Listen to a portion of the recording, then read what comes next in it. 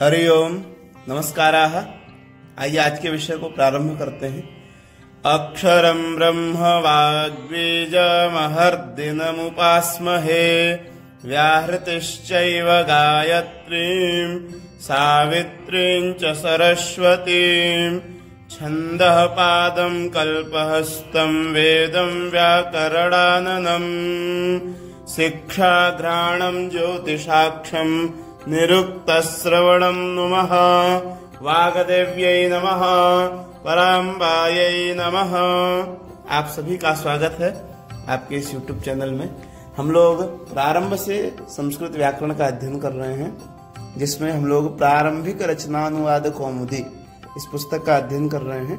और आज अध्ययन के क्रम में हम लोग आगे बढ़ेंगे तो हमारा यह आज तृतीय अध्याय है। अभी तक 2 अध्याय हमारे हो चुके हैं। आज हम लोग तृतीय अध्याय प्रारंभ करेंगे। अभी तक आप लोग के पास 5 वीडियो प्राप्त हो चुके हैं। आज हम लोग 6ठ वीडियो में प्रवेश कर रहे हैं। तो आइए आज के विषय को हम लोग प्रारंभ करते हैं। यदि आप पहली बार इस कक्षा में आ रहे हैं तो एक बार पीछे जाकर के सभी कक्षाओं का लाभ लीजिए। आज हमारी यह तीसरी कक्षा है, तीसरा अध्याय है। यदि आपने पहला और दूसरा अध्याय नहीं देखा है तो उसको देखें। आइए आज के विषय को प्रारंभ करते हैं। आज हम लोग उत्तम पुरुष को पढ़ेंगे। हमने प्रथम अध्याय में प्रथम पुरुष पढ़ा था, द्वितीय अध्याय में मध्यम पुरुष को पढ़ा। प्रथम में हमने सह तौते, द्वितीय अध्याय में हमने पढ़ा था त्वम युवाम यूयम। अब तृतीय अध्याय में हम लोग पढ़ेंगे अहम, आवाम और वयम। तो अहम का प्रयोग कहाँ करते हैं? मैं के लिए अहम शब्द का प्रयोग करते हैं। मैं जा रहा हूं, अहम गच्छामि। इसको भी आगे हम लोग पढ़ेंगे धीरे धीरे।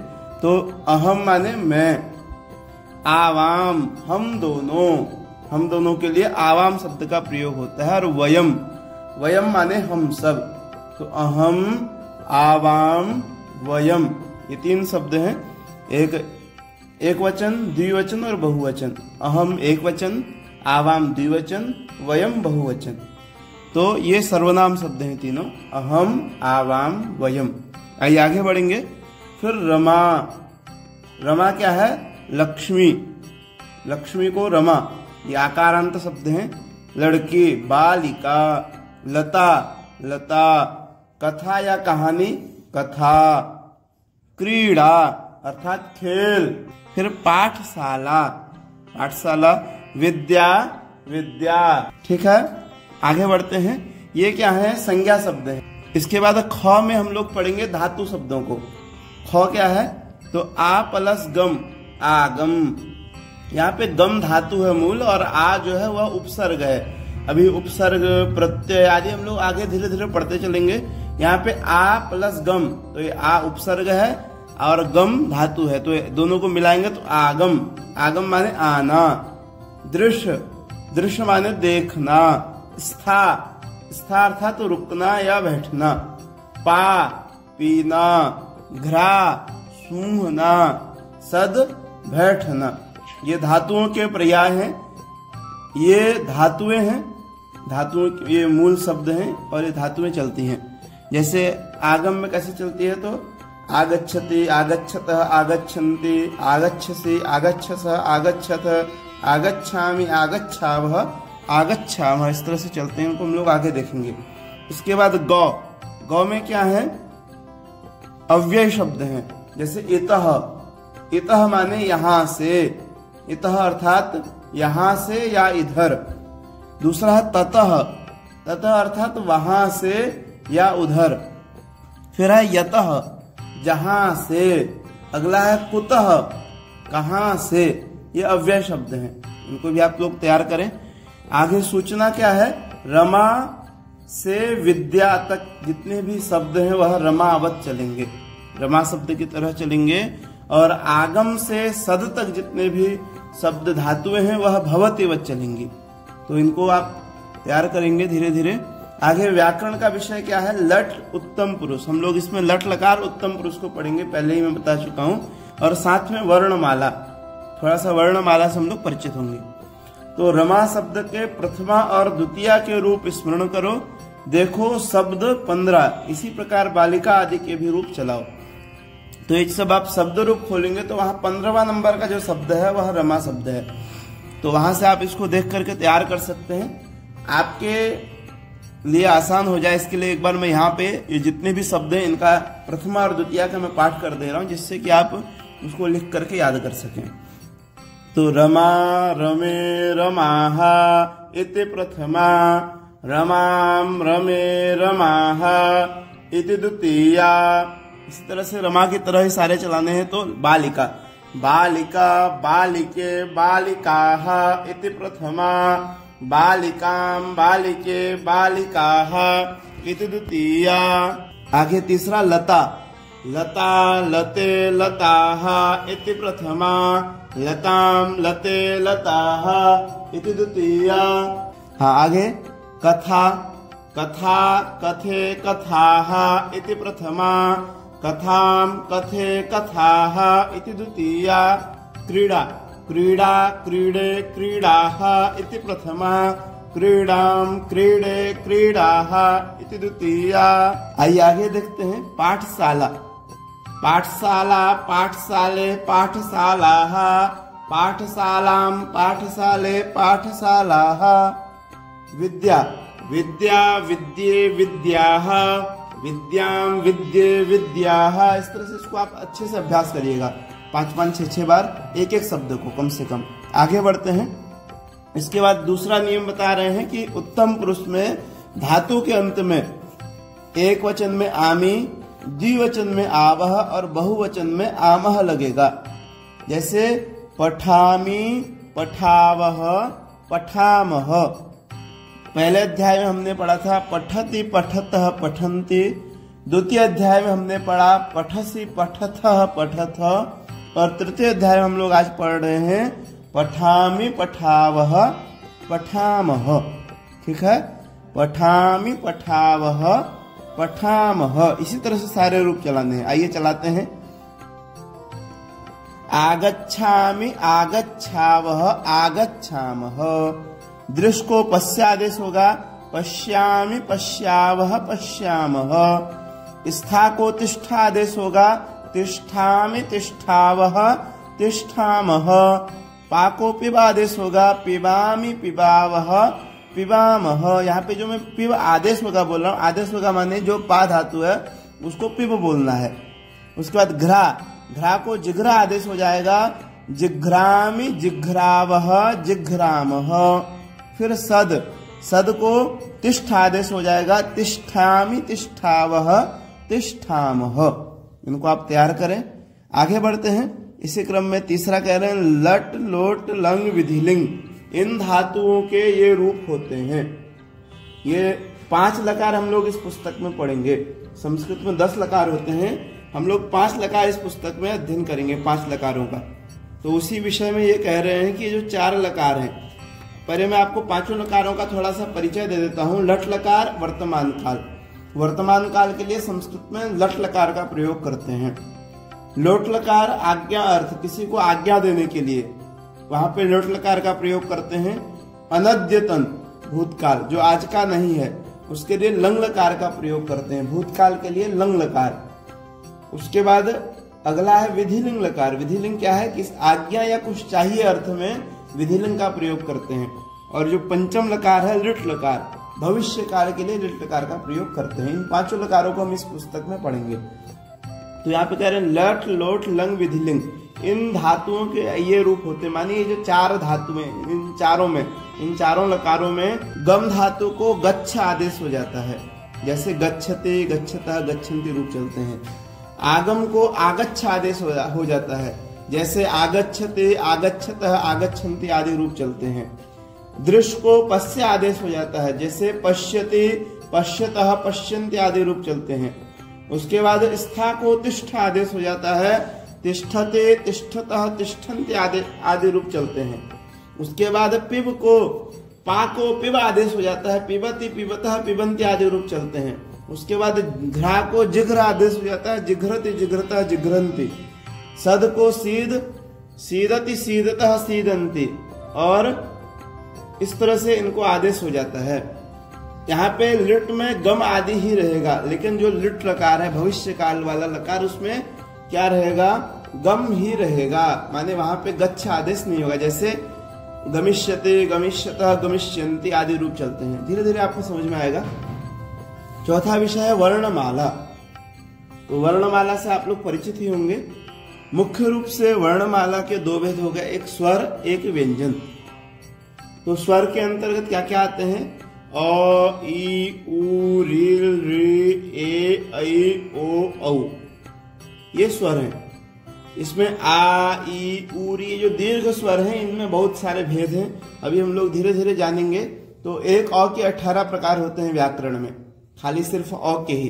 तो इस तरह से बहुत सारे भेद हैं। तो अभी आप सिर्फ इतना मान के चलें कि अ, आ, ई, उ, री, जो यहाँ पे जो लिखा हुआ उसी तरह से इसको याद कर लीजिए।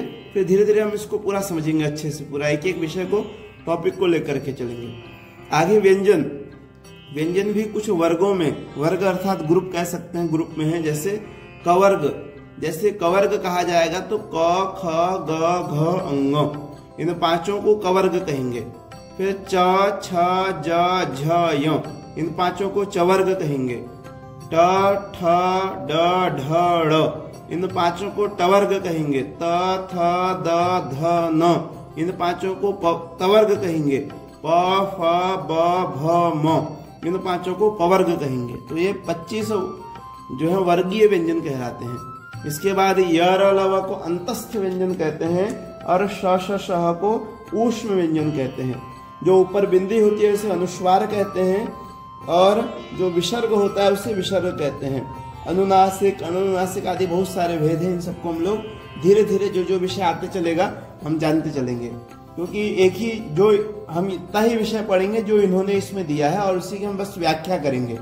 हम यदि विषय को बढ़ा देंगे तो इनका जो कार्य है वह गौड़ हो जाएगा, क्योंकि ये एक नियम से चल रहे हैं। क्योंकि अभी जब इनकी दूसरी वाली पुस्तक पढ़ेंगे तो उसमें कुछ नियम और बढ़ जाएंगे, तीसरी में कुछ और बढ़ जाएंगे। तो ये इतना ही दे रहे हैं जितना हम पचा पाएंगे। ज्यादा मैं बताऊंगा तो आपको समझ में भी नहीं आएगा, इसलिए इसमें जितना लिखा है उतना ही विषय हम लोग समझेंगे। विषय आपको समझ में आ रहा होगा। आगे बढ़ते हैं। सूचना, वर्ग के प्रथम अक्षर का अर्थ है क, च, त, ट, प। कवर्ग कहते हैं आप।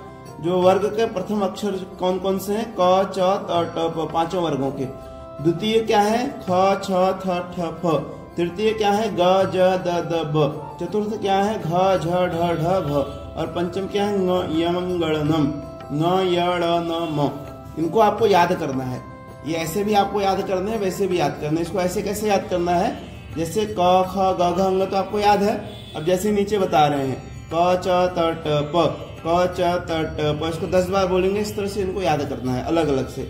जैसे आप क, ख, ग, घ, अंग, च, छ, ज, झ, य इस तरह से बोल दे रहे हैं, वैसे इनको भी आपको याद करना है एक एक में। क्योंकि अभी आगे हम लोग जो संधि पढ़ेंगे तो संधि के नियमों के लिए इनको याद करना पड़ेगा, वहां एक कार्य आएंगे। तो जो भी याद करने का विषय है आप याद करते चले। हम लोग कक्षा के बीच में गैप इसलिए कर रहे हैं कि आपको अभ्यास करने का पूरा समय मिले। हम ये नहीं चाह रहे हैं कि पुस्तके सुचया विद्या पर हस्तगतम धनम कार्य काले समुत्पन्ने नसा विद्यान तद्धनम। अर्थात पुस्तक में लिखा हुआ ज्ञान और किसी को दिया हुआ धन जब कार्य पड़े तो हमारे काम ही ना आए, तो ऐसा ना हो। तो इसके लिए आपको क्या करना है? इसको याद करना पड़ेगा। तो थोड़ा सा परिश्रम करिए और जितना भी याद करने का आ रहा है, बहुत ही बेसिक विषय आ रहा है याद करने का, और बेसिक आपका जितना मजबूत हो जाएगा व्याकरण आपको उतना अच्छा आ जाएगा। और व्याकरण के विषय में कहा गया है यद्यपि बहुनाधीशो तथापि पठपुत्र व्याकरणम स्वजनम स्वजनम माभूत सकलम शकलम सकृत सकृत। ये आता है व्याकरण में कि यदि आप अपने पुत्र को कुछ भी नहीं पढ़ा पाए लेकिन व्याकरण जरूर पढ़ाएं। ऐसा क्यों? तो कहते हैं स्वजनम स्वजनम माभूत। यहाँ पे दो शब्द हैं, स्वजन और स्वजन। अंतर बस सकार का है। यदि सकार के उच्चारण का ज्ञान नहीं होगा तो एक स्वजन का अर्थ होता है परिवार के सदस्य और दूसरा स्वजन का अर्थ होता है कुत्ता। तो वह परिवार के सदस्यों को क्या बोलेगा? इसलिए ये व्याकरण का ज्ञान आवश्यक इसलिए है कि आपको शब्दों का ज्ञान हो जाए। ठीक है। सकलम सकलम, एक शकल में तालव्य है, एक में दंती है, तो उसमें अर्ध और पूर्ण, पूर्ण और अर्ध, एक का अर्थ है अर्ध, एक का अर्थ है पूर्ण। तो इसलिए व्याकरण का ज्ञान आवश्यक है। तो आइए हम लोग आगे बढ़ते हैं। इस अध्याय में एक नियम है जो 5वां नियम है। अभी तक 4 नियम हम लोग पिछले 2 अध्यायों में पढ़ चुके हैं, इसमें एक नियम पढ़ रहे हैं। मैं आपसे कहूंगा बार बार हम जो भी पढ़ रहे हैं उसको आप नोट्स बना के हुए चलें। जैसे हमने अभी तक जितने भी अव्यय शब्द पढ़े, आप एक पुस्तक कॉपी में ऊपर अव्यय शब्द, जितने भी अव्यय पढ़े सारे लिख लीजिए एक साथ। जितने भी संज्ञा शब्द पढ़े सब एक साथ। जितने भी अभी तक धातु हमने पढ़ ली हैं सारी धातुएं एक साथ लिख लीजिए। इससे आपको अभ्यास करने में आनंद आएगा। आइए 5वां नियम देखते हैं। तो अचहीनम परेण संयोज्यम, अचहीनम परेण संयोज्यम, क्या कह रहे हैं? अचहीनम परेण संयोज्यम, अर्थात हल व्यंजन आगे के स्वर से मिल जाता है। हल और अच ये दो शब्द हैं। संस्कृत में स्वरों को अच कहते हैं और व्यंजन को हल कहते हैं। इसको संकेत आप स्मरण कर लें। स्वरों के लिए अच, अच माने स्वर, हल माने व्यंजन। तो यहाँ पे क्या करें? हल व्यंजन। हल माने व्यंजन आगे के स्वर से, हल अर्थात व्यंजन वर्ण आगे के स्वर से मिल जाते हैं। यह नियम क्या है? ऐच्छिक है। आपकी इच्छा के ऊपर निर्भर करता है कि आप इस नियम को लागू करें कि ना करें। उदाहरण दे रहे हैं, जैसे अहम अद्य, क्या कह रहे हैं? अहम अद्य, दो शब्द है, अहम अद्य। तो अहम क्या है? हल व्यंजन है, और अद्य क्या है? स्वर है। तो ये अहम म जो है अ में मिल जाएगा तो क्या बन जाएगा? अहम अद्य, अहम अद्य, अहम अद्य। फिर त्वम इदानीम, इसको भी जोड़ देंगे तो त्वम इदानीम, त्वम इदानीम। अचहीनम परेण संयोज्यम, माने अच से हीन है। अच माने स्वर, कोई वर्ण यदि स्वर से हीन है तो परेण आगे के वर्ण से उसको जोड़ देना चाहिए। ठीक है, नियम समझ में आ गया होगा। ऐसे उदाहरण से समझ पाएंगे। अहम अद्य, तो मैं मान के चल रहा हूँ आप लोग मन लगा के अध्ययन कर रहे होंगे, और हमारा जो परिश्रम है, आपका जो परिश्रम है वह भी सार्थक कर रहे होंगे। लोगों को जोड़ रहे होंगे कक्षाओं के लिए। लोगों को प्रेरित करिए संस्कृत सीखने के लिए, क्योंकि संस्कृत के बिना कुछ नहीं है। हमारा पूरा वांग्मय संस्कृत में ही है। तो जिससे लोग अध्ययन करें, आप भी प्रेरित करिए, मैं भी प्रेरित कर रहा हूँ। तो आज हम लोग यहीं विराम करेंगे। इससे पहले एक चीज और आपको बता दूंगा मैं, कि हम लोग इससे बाद जो अभ्यास नंबर 3 का हम लोग देखेंगे, अनुवाद है, उसके लिए आपसे मैं यही कहूंगा कि आप इसको स्वयं से पहले तैयार करें। फिर जो मैं दूंगा उससे चेक करें कि आप सही कर रहे हैं कि नहीं कर रहे हैं। अपने से आप प्रयास करें। जैसे मैं पढ़ता हूं तो मैं के लिए भी हमने क्या पढ़ा? अहम। तो अहम के साथ उत्तम पुरुष आ जाएगा, अहम पठामी। ठीक है, इस तरह से इसको याद करिए, अभ्यास करिए। मैं जाता हूं तो अहम गच्छामि। बहुत सरल है। आप धीरे धीरे अभ्यास करते करते आपको संस्कृत कुछ लगेगा ही नहीं, एकदम हवा। तो इस तरह से धीरे धीरे अभ्यास करिए। कोई भी आपकी जिज्ञासा हो, दिए गए नंबर पे संपर्क करिए। अस्तु। तो यहीं विराम करते हैं। नमस्कार, धन्यवाद।